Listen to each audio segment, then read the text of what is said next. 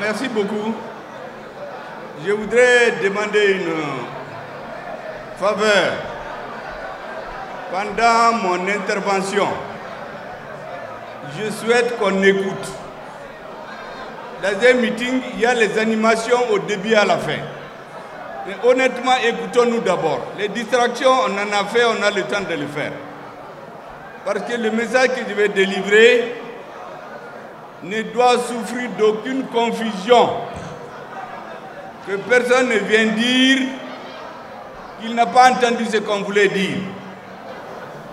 Et donc, pas de bruit, s'il vous plaît. Mesdames et messieurs, je voudrais m'adresser à tout le monde. Chacun d'entre vous, pouvez être président, pouvez être responsable du M5 RFP. Je vais donc faire l'économie des titres. Je voudrais d'abord, en votre nom, m'incliner devant la mémoire de toutes les victimes militaires et civiles de la crise que nous vivons. Mais tout près de nous, actualité oblige, je voudrais aussi en votre nom m'incliner devant la mémoire de toutes les victimes des inondations de ces derniers jours. À Bla, à Bamako, à Ségou, à Gao, à Ansongo. Et notre solidarité à toutes les victimes, à toutes les familles, à toutes les personnes qui ont souffert de ces inondations. Que dire des victimes de Sikasso, de Ségou et de Bamako le 10-12 juillet 2020. Et bien entendu, les victimes civiles et militaires de la crise que nous vivons. Je voudrais donc que vous priez avec moi pour le repos de leur âme et exprimer notre solidarité avec ceux qui sont restés vivants. Je voudrais aussi dire clairement que ce meeting se tient, bien entendu, avec la bénédiction de Dieu, sous le regard attentif des présidents des pays membres de la Confédération de l'AES. Je voudrais parler du président du Burkina Faso, Ibrahim Traoré, le capitaine, du président de la transition malienne, son excellence le colonel Assimi Goïta, du président de la transition du Niger, le général de brigade Abdraman Chani.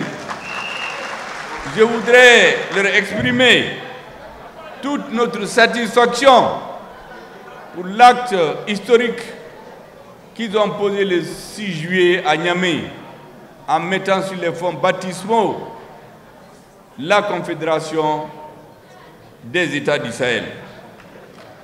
Mesdames et messieurs, après cette introduction, je voudrais m'arrêter un tout petit peu pour que les uns et les autres comprennent pourquoi ce meeting. Il y a beaucoup de ce que j'appelle les ignares triomphants qui sont sortis et d'autres qui ne comprennent rien. Il y a même certains, ce que j'appelle les M5 défroqués, qui sont sortis sans savoir pour donner leur interprétation de pourquoi ce meeting est convoqué. Bien entendu, à ces deux groupes se sont joints aussi ceux que j'appelle les agents doubles, ceux qui sont avec tous les régimes, ceux qui avaient prédit la chute du M5, l'échec, mais le lendemain ils ont changé de veste, ils sont devenus les grands défenseurs de la transition. Nous les connaissons. Et donc ces messieurs se sont mis à notre place sans attendre à donner leur interprétation de l'objectif de ce meeting. Eh bien, je vais vous dire pourquoi ce meeting a été convoqué par le M5 RFP et toutes les forces réellement acquises au changement. Beaucoup ne sont pas dans cette salle, mais je suis sûr qu'ils nous suivent. Ce meeting, d'abord, est convoqué pour commémorer le 18 août 2020, le jour de changement de paradigme politique au Mali, le jour de la naissance du changement que nous sommes en train de vivre. Même s'il y a eu des tâtonnements au début, mais le 18 août, personne ne doit l'enterrer. Nous ne permettrons à personne de banaliser le 18 août et faire comme si rien ne s'était passé.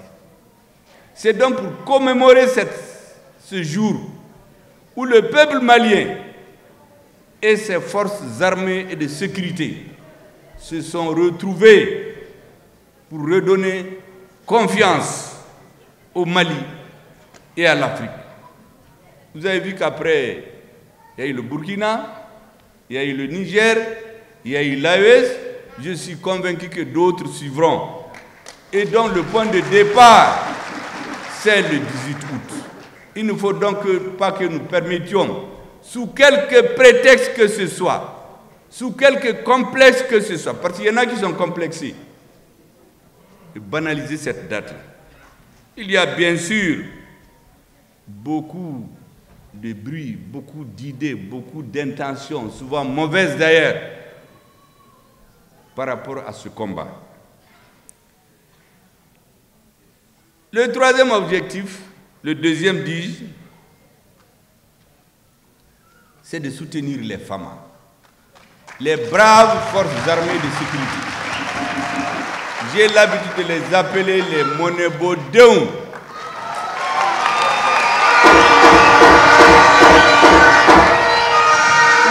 Monebo Anna. Nous étions perdus. Nous avions perdu l'espoir. Nous avions perdu notre pays. Ce sont les femmes, au prix du sacrifice ultime, qui nous ont restitué notre honneur, qui nous ont redonné la confiance, qui ont redonné confiance à l'Afrique et à tous les progressistes du monde. Aujourd'hui encore, des hommes continuent de tomber. Pendant que nous nous réussissons ici, il y a quelques ignares qui ont dit qu'il faut nier qu'il y ait même des morts. Je pense que si ils étaient dans un autre pays, on allait les amener au front pour qu'ils comprennent ce qui se passe là-bas. Il ne s'agit pas de nier ce qui se passe, mais de le reconnaître et saluer ceux qui sont restés vivants et les encourager à continuer. Nous avons dit très clairement que dans la bataille actuelle, le Mali est comme une personne qui grandit. Vous tombez, vous vous levez, vous tombez, vous vous levez, jusqu'au jour où vous arrivez à marcher directement. Et c'est pour cela que j'ai dit que l'armée malienne peut perdre des batailles, mais elle va gagner la guerre. Elle va gagner parce que elle va gagner. S'il vous plaît, les klaxons, il faut les garder pour après. Ceux qui sont venus pour écouter les klaxons, ce n'est pas ceux qui sont majoritaires ici. Les gens sont venus pour écouter ce qu'on va dire. Ceux qui sont venus saboter aussi, il ne faut pas qu'ils profitent de ce meeting pour empêcher que les Maliens écoutent leur message. Nous connaissons dans les meetings ce qui se passe. Il y a certains qui trouvent des vuvuzelas, ils se faufilent entre les gens pour qu'on n'entende pas ce qu'on dit. Ils se mettent à dire ce qu'ils veulent. Ce que je voudrais dire, c'est que notre armée, nous n'allons jamais oublier ce qu'elle nous a fait.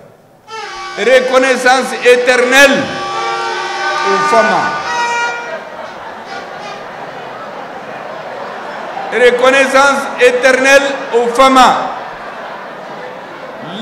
Le troisième objectif, pour toujours rester dans la même ligne, c'est que les femmes vont continuer à gagner la guerre.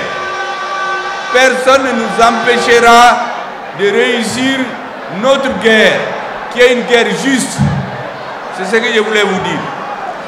Le troisième objectif de ce meeting,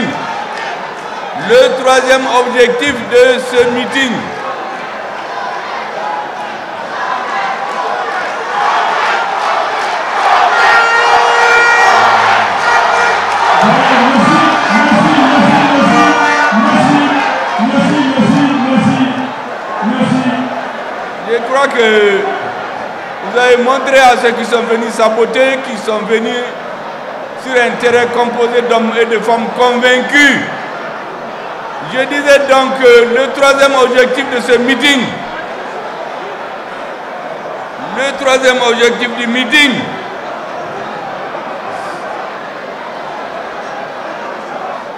c'est de rappeler, pour que personne n'oublie, les principaux objectifs que le peuple malien a poursuivis pendant des mois de manifestations.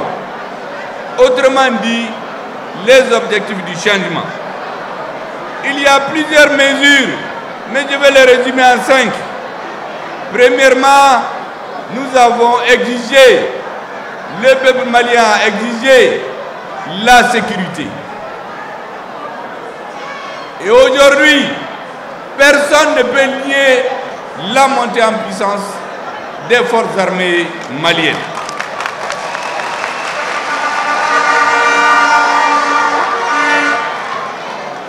Deuxièmement, notre peuple avait exigé, à travers la lutte du M5 RFP, la lutte contre la corruption et l'impunité. La corruption avait gangréné toute la société, a désorganisé le système éducatif, a désorganisé l'armée, a désorganisé la société, a voulu dissoudre le peuple malien. La lutte contre la corruption et l'impunité. Troisième objectif, le peuple malien avait demandé et exigé des réformes politiques et institutionnelles pour que le pays ne retombe plus dans le désordre. Le quatrième objectif du peuple malien, autour duquel nous nous réunissons aujourd'hui, c'est une application intelligente de l'accord pour la paix et la réconciliation nationale sous quelques conditions. Nous pas toucher à l'intégrité territoriale du peuple malien, de notre territoire à l'unité nationale, à la forme laïque et républicaine de l'État. Nous avons ensuite demandé qu'il y ait un accord pour l'équilibre de la société, pour que nous ayons un État stable, un accord politique à l'issue duquel le gouvernement et les syndicats établiront un pacte social pour le développement et la stabilité. Je voudrais ici, de façon particulière, comme je l'ai fait pour les forces armées de sécurité, féliciter les syndicats. Vous savez qu'aujourd'hui, si nous avons un État stable, c'est parce que les syndicats ont joué le jeu. Dans beaucoup de forces étrangères, ont démarché les syndicats au Mali. Elles n'ont pas réussi. Ces syndicats, c'est l'UNTM, c'est la CSM, c'est la CDTM, c'est la CMT. Ces syndicats font honneur aujourd'hui au peuple malien. Mesdames et messieurs, je voudrais dire cela pour éviter l'actuel silence, j'allais dire la falsification de la lutte du peuple malien et du M5 RFP. Mesdames et messieurs, je voudrais aussi rappeler, dans ce monde actuel, lorsque les gens veulent déstabiliser un pays, ils s'attaquent au sommet ou ils nous coupent de la base. Notre démarche, c'est de désorganiser nos forces armées de sécurité. Vous aurez remarqué Après la transition, qu'est-ce qu'ils ont fait? Les chefs d'État, les chefs d'État-major des armées, le ministre de la Défense, ils les ont traînés dans la boue pendant 7 ans. Pourquoi? C'était des complots ourdis pour que nous perdions confiance à notre armée. Heureusement, les Maliens ne sont pas dupes. Nous avons des militaires de qualité qui ont perdu 7 ans pour rien. On les a traînés dans la boue. Heureusement que la vérité a fini par s'imposer. On a aussi essayé de confronter les corps de l'armée. Tout cela, c'est des manipulations politiques. C'était pour nous affaiblir. Nous n'allons pas céder à cela. Je voudrais, dans cette salle, saluer ceux qui sont venus de très loin, bien sûr, de Sikasso, de Ségou, de Kaï, d'un peu partout. Certains sont même venus de Gao, je les vois dans cette salle, malgré la situation difficile que nous vivons. Mesdames et messieurs, vous rappelez, je vous avais dit au début de notre mission, je vous ai édicté un certain nombre de valeurs auxquelles j'ai demandé que nous nous en tenions. Je remercie les forces patriotiques regroupées au sein du M5RFI. Ceux qui n'étaient pas là par des calculs, qui sont restés. Je vous avais dit de faire la politique au sens noble du terme, de faire en sorte que ce que les Maliens espéraient avoir, qu'il l'ait. Deuxièmement, que tout ce qui est possible, que nous fassions tout pour le réaliser pendant la transition. Je vous ai dit que pour cela, l'alliance stratégique entre le M5RFP et les forces armées et de sécurité était le seul gage de la réussite de la transition. Et c'est pour cela que je vous avais dit que personne, aucun calcul ne doit amener personne à faire des échafaudages avant que je n'en discute avec ceux qui représentent les forces armées de sécurité. Lorsque vous aurez les conclusions, chacun est libre de faire ce qu'il veut, mais pas avant. Tous ceux qui font des calculs, des échafaudages, sont là en fait pour faire échouer la transition. Ils ont d'autres agendas. Il y a bien sûr les agents doubles, les doubles visages, ceux qui changent de veste, changent de position politique comme ils changent de chemise, qui sont venus s'incruster pour se faire passer pour les nouveaux amis de la transition, qui nous donnent des leçons. N'écoutez personne. Notre allié, ce sont les représentants de l'armée. Et toute l'armée, je vous ai dit qu'aujourd'hui nous sommes dans cette salle parce que d'autres sont en train de mourir, d'autres sont en train de se battre. Leurs représentants, ceux qui parlent à leur nom, sont nos interlocuteurs les plus crédibles. Parce qu'eux, ils risquent leur vie. Ceux qui sont en train de parler dans les médias, dans les radios, dans les télés, ils prennent l'argent, ils mettent en poche, ils sautillent comme des cabris. Mais ils ne perdent rien.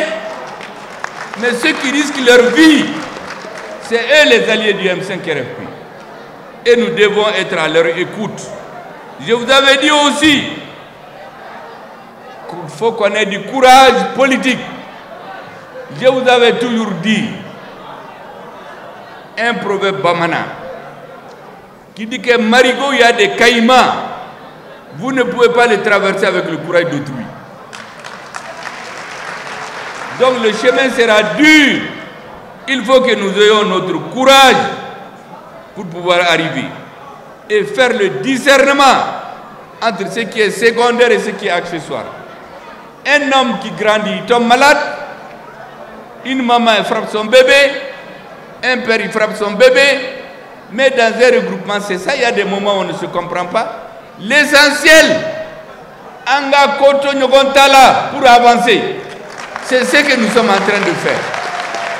Et nous avons quelques nouveaux amis de la transition qui sortent sur chaque petite contradiction pour faire le buzz et se faire reconnaître par les Maliens. Nous ne sommes pas dupes. Les militaires aussi ne sont pas dupes. Ils laissent chacun sautiller Vous savez, Amadou Hampâté-Bâ dit que l'alcool, le pouvoir c'est comme l'alcool. Le premier verre, tout le monde sautille comme cabri. On est très content. Eh bien, ces messieurs-là, ils sautillent comme des cabris. Deuxième verre. Quand je dis ces messieurs, je parle de ceux qui, les faux amis de la transition, qui sautillent dans les médias. C'est tous les Maliens. Deuxième verre, on devient très fort. On est menaçant. On connaît tout. Tout le monde vous suit. Ils veulent nous amener dans ça. Nous n'allons pas nous tromper. Il faut garder la tête froide, être modeste. Nous n'allons jamais apparaître comme un lion. Parce qu'après cette étape, Amadou Hampâté-Bâ a dit qu'on devient comme un cochon. On détruit tout ce qu'on a construit. Or, nous ne voulons pas nous droguer, nous ne voulons pas être des cabris, nous voulons marcher lucidement, la tête froide. Nous allons rencontrer des difficultés entre nous et nos partenaires. Mais l'essentiel, c'est le Mali. Les petits calculs, ceux qui changent d'alliance tous les jours, nous ne sommes pas de cette engeance. Je voudrais aussi vous dire que certains croient que c'est en nous intimidant ou en comptant sur des forces étrangères que notre pays peut s'en sortir. Les forces armées de sécurité du Mali, avec le soutien du M5RP du peuple malien, sous le leadership du président de la transition, accompagné avec ses compagnons d'armes, avec à ses côtés le ministre de la Défense, le ministre directeur chargé des services de renseignement et de sécurité. Mais c'est eux qui battent l'ennemi. Nous avons bien entendu notre Conseil national de transition. Au début, nous n'étions pas d'accord, mais on a fait un accord. Nous avons signé, nous nous sommes entendus sur un pacte d'honneur le 24 mai 2021. Pour que l'organe législatif qui est au Mali, de façon conditionnelle, nous l'acceptions. Il y a des gens qui sont réveillés en retard, qui sont venus dire « Mais vous avez dit que l'organe était illégal et illégitime. » J'ai dit « Mais vous êtes réveillés à midi, nous on est sur pied depuis 6 heures. » On a fait nos négociations dans la nuit du 24. Vous étiez en train de dormir. Vous réveillez le 24, le 25 dans la journée, vous n'avez fait un pam qu'ils ont dit que c'est illégitime. Mais ils n'ont rien compris. Mais j'ai dit tout ça pourquoi? Parce que si vous voulez que le gouvernement agisse, si vous voyez que le gouvernement agit, c'est parce qu'il a eu l'autorisation, c'est parce qu'il a eu le quitus du Conseil national de transition. Et ce Conseil national de transition, il y a eu des débats houleux, comme dans tout parlement. Les gens ne sont pas d'accord souvent, il faut expliquer, ils attaquent. Mais à la fin, le président du Conseil national de transition a pesé de tout son poids pour donner le quitus au gouvernement le 3 août 2021. Mais les uns et les autres croient que nous on va oublier ça parce qu'on est mécontent un jour on se réveille à des mots de tête, des mots de ventre. Nous ne perdons jamais de vue l'essentiel. Ceux qui sont venus représenter l'armée avec lesquels nous avons discuté. Je précise bien le 24 mai 2021, dans la nuit, la délégation était dirigée par notre, je dis souvent avec son calme olympien, il nous l'a montré ce jour d'ailleurs, l'actuel ministre de la Défense. C'est lui qui a conduit la délégation des militaires. Nous avons conclu un pacte d'honneur. Moi, je m'en tiens à ça jusqu'à aujourd'hui. En tenez-vous à ça. Tous les débats qu'il y a, tous les coups bas, les courtou, les petits paratala, il ne faut pas les suivre.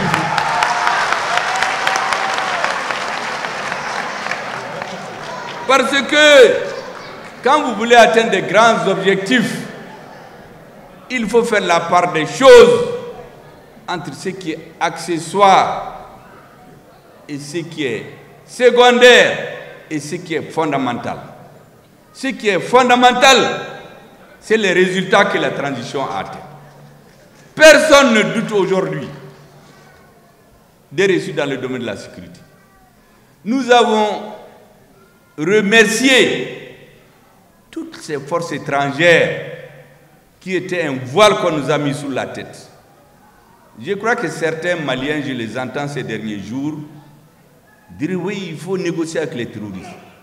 Les populations de Mopti, de Tombouctou, de Gao, de Menaka, de Kidal, de Tessalit, il faut que ça soit dit, entendu par les nouveaux amis du M5. N'accepteront jamais subir l'humiliation encore que notre peuple a subi pendant 30 ans. Lorsque des citoyens maliens se mettent à assumer un acte terroriste, la tuerie des populations qui étaient dans le bateau de Tombouctou, mais ceux qui assument ces tueries-là, vous voulez qu'on aille négocier sans parler? Il faut les poursuivre et les juger. S'ils veulent des négociations, mais ils reviennent comme des Maliens, ils se mettent sous le coup de la justice, elle peut les libérer, les Maliens peuvent pardonner, mais les humiliations que nous avons subies pendant des années, nous n'allons pas les oublier. Je voudrais vous rappeler quelques exemples. Vous rappelez ici, parce que les autres comptent sur l'oubli des Maliens, la mort dans l'âme. Nous avons suivi des humiliations pour le peuple malien. Jusqu'à la rectification au Conseil national, au Conseil de sécurité de l'ONU. C'est des ministres et des ambassadeurs d'autres pays qui lisent les résolutions concernant le Mali. Le ministre du Mali est assis en arrière. À partir de la rectification, c'est fini. C'est notre ministre.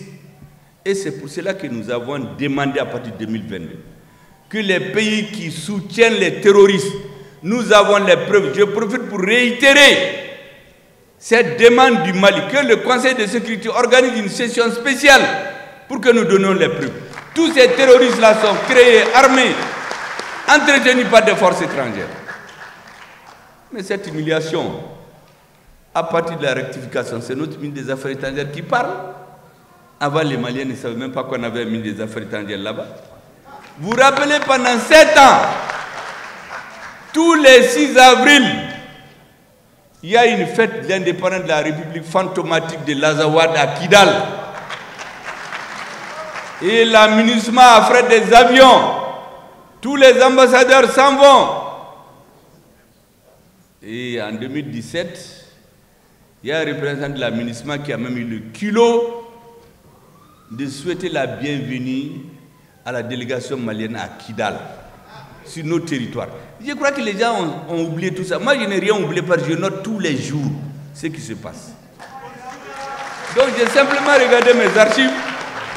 Parce que ces humiliations, nous n'allons jamais les oublier.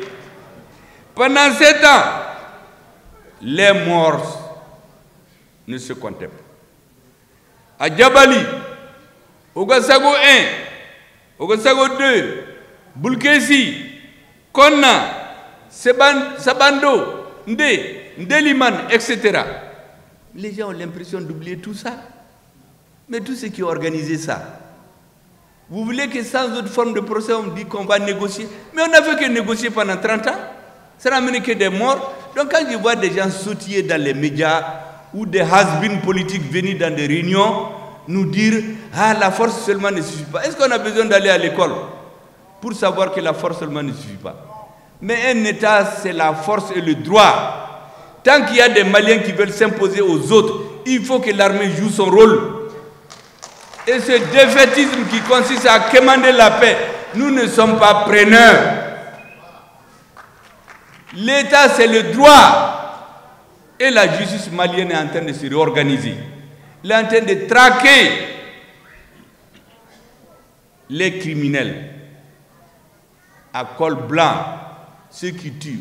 Vous avez vu dans les médias récemment, on a pris des gens avec 600 000 € à l'aéroport ici. L'autre jour, c'est un aéroport d'un pays voisin qu'on a pris des gens qui transportaient 500 millions de francs CFA dans des valises. Donc il y a tout un réseau qui est organisé et leurs relais nous infiltrent. Ils infiltrent l'armée. Ils sont là avec des discours spécieux pour nous tromper. Soyons vigilants. Nos contradictions, gérons-les. Nous ne tombons pas dans l'erreur des Soudanais. Vous avez vu les Soudanais? Les autres ont fait plusieurs années pour les diviser. Quand ils ont divisé, ils ont eu le Soudan du Nord. Qu'est-ce qu'ils ont fait? Ils ont fait plus de 10 ans pour dire la démocratie, la démocratie. Après, on a trouvé des femmes, des jeunes, des intellectuels qui se sont mis dans la rue. Démocratie, démocratie, démocratie. Et puis certains militaires ont suivi cette chanson. Ils ont renversé le régime. L'étape suivante, c'est ce que certains sont en train de faire ici. Créer des bis-bis entre les militaires et les civils. Les militaires sont tombés dans le piège. Ils ont renvoyé les civils. Et le pouvoir est resté seulement entre les militaires. La finalité, les militaires sont bagarrés. Mais où se trouve leur pays aujourd'hui? Le pays est détruit. Tous ceux qui réclamaient la démocratie là sont morts ou ils ont fui. Les autres sont réduits à courir pour chercher des alliés. Mais le Soudan, ils l'ont détruit. Faites attention. Tous ces faux soutiens de la transition qui sont chez nous, leur objectif c'est de faire échouer la transition. Nous allons eux les faire échouer.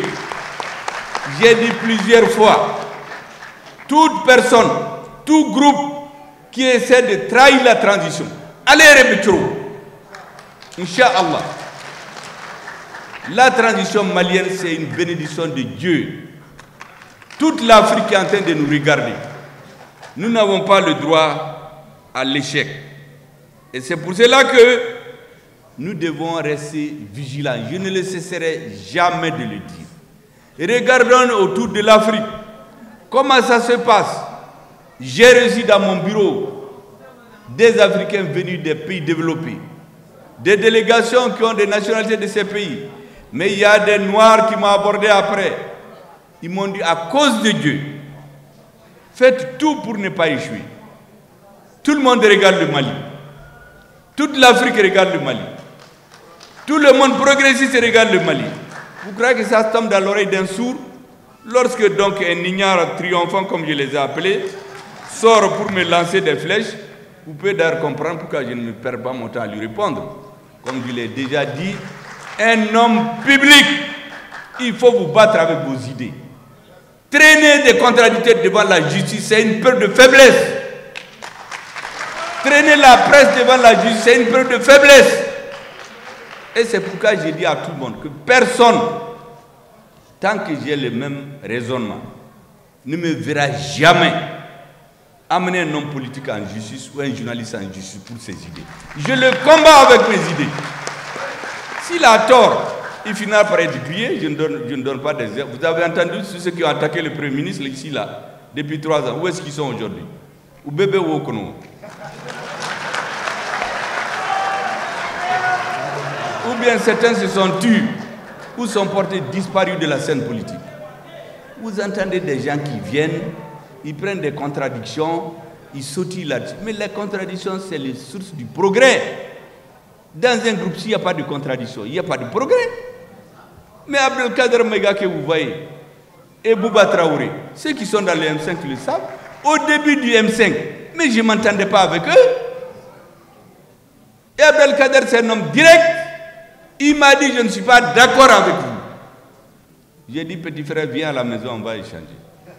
Quand on a échangé, c'est un homme de bonne foi. Il dit, bon, je vais remarquer. Mais Bouba que vous voyez là, mais au début, même quand je parlais, Bouba ne voulait même pas entendre au M5. Jusqu'au jour où le M5 RFP a rencontré le président de la République. Et j'ai parlé ce jour au nom des forces regroupées au sein du M5. Quand je suis sorti, Bouba m'a pris par la main. Il dit, Dogo, Bikonin Sonnier. C'est à partir de ce jour qu'on a commencé à se comprendre. Moi, j'aime les hommes entiers. Mais s'il y avait des ignares triomphants là-bas, ils allaient me dire, ah, attention, hein, Bouba là, il ne t'aime pas, Kader là, il ne t'aime pas. Un jour, au sorti d'une réunion du M5, quelqu'un m'a abordé, qu'il a surpris des gens en train de mal parler de moi. Donc, il faut se méfier. J'ai dit, mais attention, mais ta femme et tes enfants, est-ce que souvent ils ne te cassent pas les sucres sur le dos quand tu n'es pas à la maison? Parce que les enfants veulent des beaux habits, toi tu n'as pas l'argent. Ou bien madame veut aller à une cérémonie, tu n'en as. Mais ils te frappent, est-ce que ça veut dire qu'ils ne t'aiment pas? J'ai dit, mais c'est leur avis. Il faut gérer les contradictions entre les hommes. La société politique n'est pas une caserne. Et d'ailleurs, tous les gens que vous voyez trop polis pour être honnêtes, d'après Modibo Keïta, quand vous voyez quelqu'un qui est d'accord avec tout là, c'est un traître. Le président Modibo Keïta les a appelés, il dit trop poli pour être honnête. Et moi j'ai suivi, je vous assure, que pour éviter qu'on se trompe, j'ai pris chaque président qui a eu la chance de diriger le Mali. Je peux me tromper, j'ai regardé son parcours. Où est-ce qu'il a réussi? Quels étaient ses atouts? Où est-ce qu'il a échoué? Quelles sont les erreurs que nous ne devons pas commettre? Tous les présidents, Modibo avant lui, Philidabo Sissoko, Mamadou Konaté, Modibo Keïta, Moussa Traoré, Amadou Toumani Touré, Amadou Aya Sanogo, Dionkunda Traoré, Ibrahim Bokar Keïta, Assimi Goïta. Je regarde tous ces présidents et tous les matins je prie Dieu de ne pas m'amener à commettre une erreur fatale. Parce que nous avons une obligation politique, historique dans cette affaire de M5. Nos partenaires militaires, c'est la chance du Mali. Parce que je ne suis pas sûr que dans l'espace politique, c'était facile de trouver des jeunes de 30, 40, 50 ans qui ont une conscience patriotique élevée. Et donc s'ils flanchent quelque part, nous devons accepter. Nous devons encaisser. Parce qu'ils sont le produit de leur âge. Je suis sûr qu'il y a certaines choses qu'ils font aujourd'hui. Quand ils auront 60 ans, ils ne vont pas les faire. Et donc, quand je vois que quelque chose ne va pas, je me dis, ah, il faut encaisser. Il faut accepter. Pour qu'on avance. Certains souhaitaient que ça n'arrive pas. Dès le début de la transition, certains voulaient qu'on transforme le M5 en effet en un mouvement d'opposition aux militaires. J'ai dit non. Bora. À la veille de l'embargo, ils sont venus démarcher les jeunes du M5 pour dire que quand il y aura l'embargo, le régime va tomber. Il n'y aura rien. Bora. Il y en a qui ont dit aux jeunes, le pouvoir ne dépasserait pas 3 mois.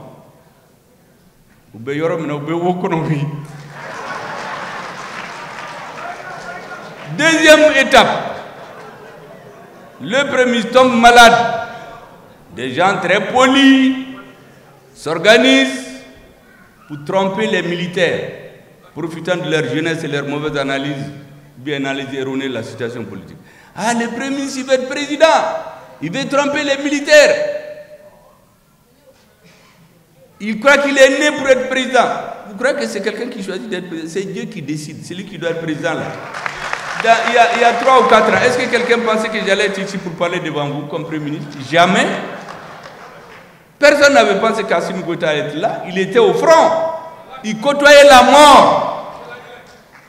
Tous les militaires qui sont là aujourd'hui, c'est des gens qui ont fait entre 15 et 18 ans au front. Côtoyer la mort. Pendant que d'autres étaient ici à Bamako dans les courtes, dans la corruption, dans les terrains, dans les vols et dans les combinaisons avec l'étranger. Mais s'ils viennent, je dois leur faire confiance. S'ils font des erreurs, je dois attendre de comprendre. Si on a l'occasion, on s'explique. S'ils ne veulent pas qu'on s'explique, je les laisse. Le bénéfice de l'âge doit jouer.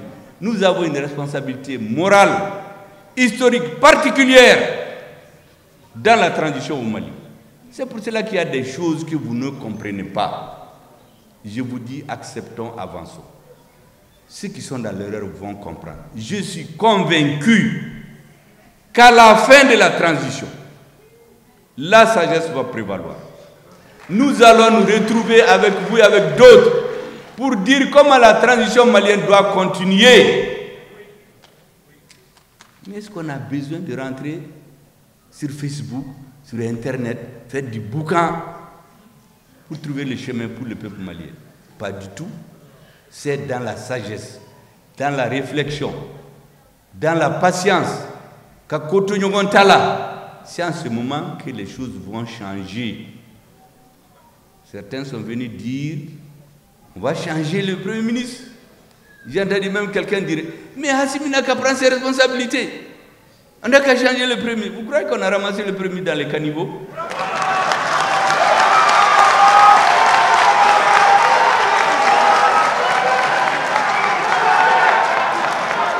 Vous croyez que Assimi Goïta a usurpé son pouvoir? Le président de la transition du Mali a une légitimité historique. Parce que c'est les militaires, ceux qui ont parlé au nom des militaires qui l'ont choisi. C'est à eux de dire s'il est bon ou non. Pour l'instant, nous on est contents de son travail, mais de quoi on va se mêler?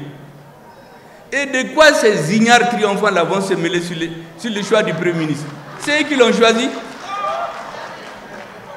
Mais le président était le produit d'un double consensus. Légitimité historique, les militaires étaient d'accord sur lui. Le M5 a accepté. Donc c'est le président. Le Premier ministre, c'est la même chose. On n'a pas été avec un filet chercher dans les caniveaux ou bien dans le fleuve Niger pour trouver quelqu'un. Mais il est le produit d'un double consensus. Mais quand ce consensus existe, pourquoi un énergumène va aller dans les médias? Ah mais Hassimi, quand est-ce qu'il a qu'à prendre ses responsabilités? Mais toi tu n'en as même pas. Tu demandes à Hassimi de prendre. Tu n'as même pas de responsabilité. Donc je voulais vous dire que nous avons une tête claire. Tout ce que je vous demande, c'est la confiance. Je vais tout faire pour ne jamais décevoir votre confiance.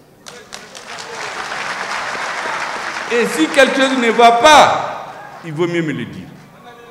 Il y a des gens qui ont été en détention ici, mais avant qu'on les arrête, moi je les ai appelés pour leur dire avec quoi je n'étais pas d'accord. Mais on dit ailleurs, oui, c'est le premier qui a dit de dire. Je ne me mêle pas de ça. Je respecte tous les cadres. Parce que je sais qu'in fine, il y a Dieu qui est avec cette transition. Personne, je dis bien, ne va nous conduire dans l'erreur. Tous ceux qui veulent faire échouer la transition, c'est eux qui vont échouer. Tout ce contre quoi le peuple s'est levé, s'est battu. Celui qui va contre ça, le peuple va le combattre. Et pour l'instant, dans les grandes lignes, les Maliens sont satisfaits. Maintenant, on est dans une situation géopolitique, géostratégique, internationale, où on ne peut pas tout avoir tout de suite.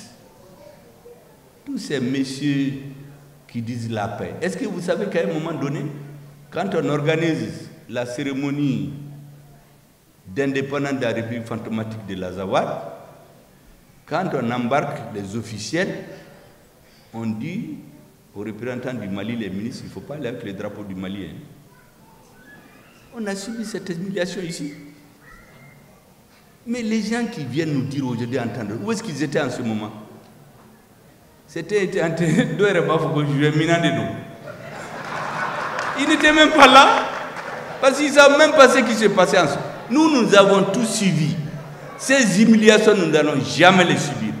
Les ministres passaient la journée à l'aéroport pour avoir un avion. Le soir, on leur dit de retourner. Aujourd'hui, quand un ministre voyage, quand c'est nécessaire, c'est les femmes qui le transportent. Il y a des parties du territoire où nous ne pouvons pas aller. Aujourd'hui, il n'y a aucune partie du territoire où nous ne pouvons pas aller. Maintenant, quand nous tombons dans des embuscades, il y a certains qui s'en réjouissent à peine, mais comme c'est des grands démagogues, ils reviennent chercher dans les discours de 30 minutes. Est-ce qu'il y a une minute où quelqu'un a flanché? On prend ça, on zoome ça, et puis on sort. Méfiez-vous de ces genres de gens. C'est ce qu'on appelle la troisième colonne. Ils sont plus dangereux que c'est vous combattre à visage découvert. Ils vous approchent, ils font semblant d'être avec vous. Et demain, que Dieu nous engage, si le régime change, c'est les premiers à les fêter avec le nouveau régime. Je voudrais vous remercier encore de la confiance que vous portez au gouvernement de transition, du soutien au gouvernement de transition. J'ai toujours dit qu'il y a un certain nombre de choses qui ne doivent pas être négociables. La patrie au-dessus de tout. Je suis de gauche, de droite, de tel parti, partisan de ATT, de IBK, de Moussa Traoré, de Modibo Keïta. Tout ça, c'est des discours. La patrie. Il ne faut jamais que nous clignotons à droite et virer à gauche. Parce que certains font, ou certains veulent faire. Clignoter à droite, mais ils virent à gauche. Quand le peuple va se rendre compte que vous l'avez trompé, il va vous rattraper. Deuxième chose, il faut aimer, soutenir et sacraliser les forces armées de sécurité. Un État sans armée n'existe pas. Historiquement, tous les États qui se sont fondés, c'est sur le modèle militaire. Quand un chef d'État affaiblit l'armée, il est là pour détruire. Troisième chose, dites toujours la vérité. Ne mentez jamais. Parce que si vous mentez, ça va vous rattraper. Il y en a, vous savez, on sort leur vidéo, il a dit ça aujourd'hui, voici ce qu'il a dit hier. Allez-y prendre mes vidéos depuis plus de 30 ans. Vous n'allez pas voir les contradictions là-dedans. Parce que j'essaie de ne pas mentir. Tout ce que j'ai dit, j'essaie d'avoir les preuves. Si je n'ai pas les preuves, je n'en parle pas. Donc, et enfin, celui à qui Dieu a donné la chance d'être à la tête du pays, il faut le respecter. Jusqu'à ce que Dieu en décide autrement. De toute façon, beaucoup pensent que le destin des présidents et des premiers, c'est dans leurs mains. Mais ils se trompent, c'est dans les mains de Dieu et du peuple. Le jour où Dieu et le peuple en décideront autrement, mais avant ça, il faut les respecter. Il ne faut jamais traîner le président dans la boue. Ça n'a jamais apporté du bonheur. Vous voyez aux États-Unis, un des grands pays, quels que soient les crimes que leurs présidents font, une fois qu'ils quittent, ils les laissent. Ça n'apporte rien. Le fait même de quitter le pouvoir, ça c'est la sanction suprême. Voici les conseils que je voulais vous donner.